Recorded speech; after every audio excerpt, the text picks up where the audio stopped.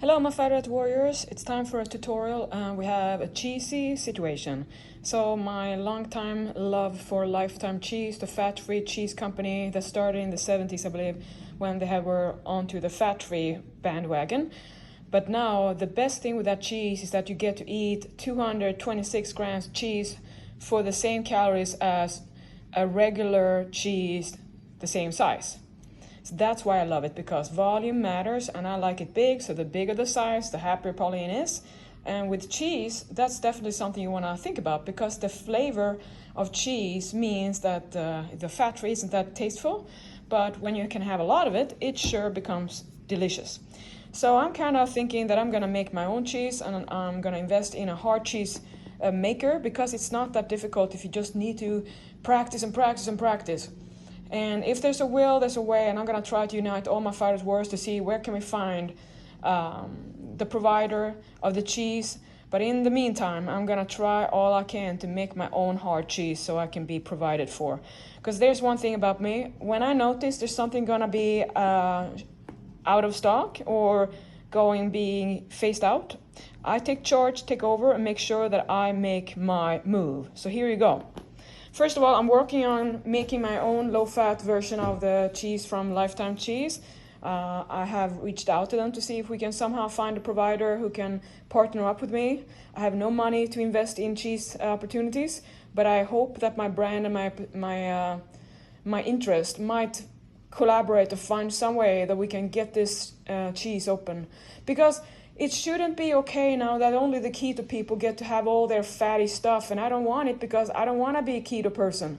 So if you understand what I mean, try to help me out, because we need numbers and we need people who are supporting the same thing we want to see happen in the life.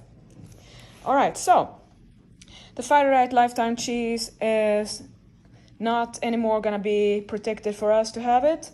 And I'm very sad, but let's move on from that and make it an opportunity instead. I love cheese. I come from Sweden and I grew up with cheese and dairy country, and I don't want to be without cheese if I have a way to keep it. The reason why I don't really eat a lot of cheese is because of the calorie count. It's just I like to eat a lot of it, and a little bit of cheese means it eats up a lot of calories from my calorie budget. It's just not conducive.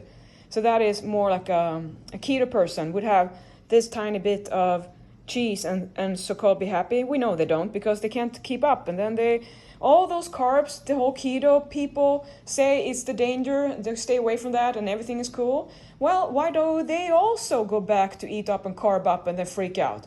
If they're so scared of the carbs, why do they keep on going back to the same diet prison everyone else is doing? They don't have a keto diet prison, because that's every day, right?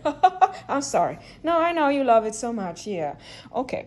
So how do you convert and indulge cheese right now when you don't have access to this? So if you're all over the world, you don't have this one, you are in the same position as me. Remember, when I lived in Sweden, I didn't have all the stuff Americans had. And I wasn't a crybaby about that. I just knew this is not what I can have here, so I do it my basic stuff. The great thing with nutrition and when it's a lifestyle is it's based on real food. And the local foods are Fighter Diet approved everywhere you are.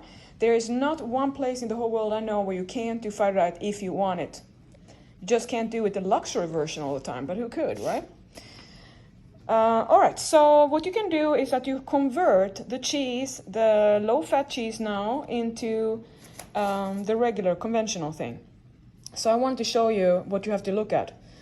So let's say the Lifetime cheese is a whole block of 226 grams. So I love it because it's big. So that is my whole dinner. And I also love the 2% more. It's the one that has low-fat cheese. It's so delicious. Oh, since I got that one, I have no cravings for more cheese, that's for sure. So that's why I really want to make my own. It has 380 calories per 8 ounces, so a little bit more there. Now compare that to mozzarella cheese, regular mozzarella cheese, 680 calories for the same amount of size. The same size of my favorite cheese that is not going to be around for more, with the same thing. So how would I do this? Well, if I wanted to have mozzarella cheese in my calorie budget, and I would have no way around it but to cut down it to half. So I would have to cut it back to half 50 grams of mozzarella cheese. No, 4 ounces, so 115 grams or so of mozzarella cheese, so half of it, in order to not change the calorie budget. Which means I have half the protein, because this is about 65 grams of protein, and 100 grams of this would be about 30 grams. Protein is not a problem. On Fighter Diet we have a flexible protein range too, and also all the vegetable and the amount of vegetables and the amount of oat bran, for instance, makes you impossible to undereat protein. And we don't care about the acute one-to-one if it's the same gram every day, because that's not what matters anyway. You are just making yourself freak out about things that your body wouldn't even care about. Like, if you think about your cells inside when you stress out about what things you think matters, imagine all your cells on the inside just laughing at how stupid we are, you know? Like, you think we don't know this? Ha! Yeah, anyway. Cheddar cheese, a little bit more calories depending on what source you're looking at, so 920 calories for 8 ounces again, or 226 grams of grams. And then Swiss cheese, 890 calories, so they are kind of the same here. So if we compare, anytime you want to compare a food to another, you do a standard reference range in order to not get confused. For me, playing both pounds and kilos and grams and ounces and always converting, I always have to kind of become stupid on video because I get lost. So that's normal. But you have to do that in order to have it easy, because it's so hard to have everything in order when it's different sizes. Like if I were to compare 226 to 100, it's not gonna give me a sober kind of perspective, because it's like comparing apples to oranges. So to compare now here to 100 gram, I have to mozzarella cheese here, 100 gram of mozzarella has 300 calories. It has the same amount of calories, or about so, that more than the double of the fat-free cheese that I love. And since you know I love to eat big, you understand why I want this and why we all have to fight for that. Cheddar cheese stand for, if I wanted the same size of my cheese on a regular day, I would have 920 calories, which means I can't afford that for that size. I have to downsize. I don't want to. So how do you do it then? What do you do then? Well, why don't we use your fat-free Kraft? I hate that brand because the ingredients are disgusting. Anti-caking, preservatives, things that you don't have to have in cheese for no reason. And here I think about, I'm gonna eat that every day. That is not what I want. I don't want that kind of stuff every day. That's more like regular refeed once a week, once in a time, once every treat. It's not what I care about. But I make my own calls what I don't think is I don't like that. It doesn't make me feel good about that ingredients list. So you check it out and see what you like. I don't like anti-caking agent in a macro kind of food, something that I eat a lot of. And I do, because I'm a big eater. So that's why I don't want that. And so how do you make it then? Well, to plan it in, you have to make room. So let's say you want to have 100 grams of low-fat cheddar cheese. And you want to have 200 grams. Well, that's how you have to go and find your source of where you're going to fish out calories from your calorie budget from similar kind of stuff. And in this day, when you want to have cheese, it makes sense to go for what is adding to calories there, the fat. So then you go and look at where in this day do you have oils, nuts, sesame seeds, fatty beef, salmon, and so on. Where do you find those stuff? Do you have a tablespoon of olive or an ounce of almond or peanut butter that you can spare for this moment where you want to have cheese more than chocolate? Because remember, anytime you want to have something special, you have to you have to compromise, you have to adjust something else.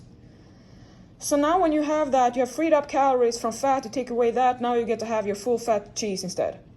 Now you replace that olive oil. So let's say for 7 grams of fat for 100 gram cheese, you get 200 grams of cheese for 14 grams of fat. 14 grams of fat is 1 tablespoon of olive oil.